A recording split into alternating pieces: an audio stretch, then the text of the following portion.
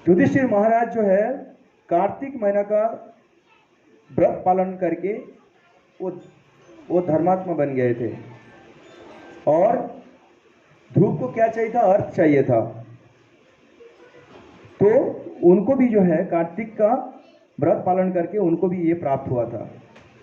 तो ये उदाहरण देते हैं। श्री कृष्ण न तो कामार्थ मोक्षार्थ नारदेन च कृतम एतद् व्रत तस्मात् श्रेष्ठ कृष्ण प्रिय चाही।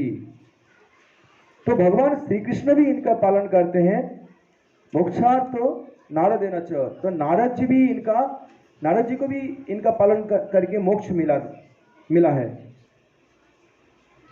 तो ये जो व्रत है ये सारे व्रतों में श्रेष्ठ है। और इसमें क्या बोलते हैं कि कृष्ण प्रिय चाहिए, और क्योंकि ये कृष्ण का प्रिय है। जतप तो कारिण दृष्टवा कार्तिक व्रतिनम नरम समुद्रिता पलायन्तो यमोदृत पलायन्तो गजा सिंहदिता इव। यमोदृता पलायन्तो गजा सिंहदिता इव। तो कार्तिक महीना का जो कार्तिक व्रत पालन करने वाले के साथ क्या होता है कि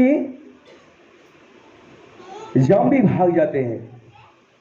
अगर मान लीजिए कि जमदूत मृत्यु के पश्चात अगर जमदूत आते हैं लेकिन वो कार्तिक व्रत का पालन किया है तो यम भी उसको छू नहीं सकता है। तो यम भी क्या होता है? भाग जाते हैं। कैसे भागता है कि गजा सिंहादिता इव। जो सिंह है, जब सिंह गर्जन करता है तो बाकी जो जीव है ना वो बैठ के आंसू बहाता है और ऐसे भागता है कि मानो कि जैसे कि वो अपना जान बचाने के लिए भाग रहा है। तो उसी प्रकार से जम भी जो है आपसे दूर भागेंगे जब हम कार्तिक महीना का व्रत का पालन करेंगे। तो लास्ट में मैं इतना ही कहूँगा कि इस कार्तिक महीने में क्या नहीं करना चाहिए। इस कार्तिक महीना में ब्रह्मचर्य का त्याग नहीं करना चाहिए। 9 चीज है बताया गया है। दिन में सोना नहीं चाहिए, उड़द की दाल नहीं खाना चाहिए, शरीर पर तेल नहीं लगाना है, निंदा क्रोध असत्य वचन नहीं बोलना है, किसी को अपना झूठा नहीं देना है, अपना झूठा जो है किसी को नहीं खिलाना है, 1 या 2 समय का भोजन त्यागना चाहिए और अनावश्यक यात्रा नहीं करना है। जितना जरूरत है उतना ही आप यात्रा करिए और बाकी समय जो है भगवान की नाम कीर्तन स्मरण भजन इत्यादि में भगवान की सेवा वैष्णवों की सेवा में ज़्यादा से ज़्यादा समय व्यतीत करें। हरे कृष्ण। हरि बोल।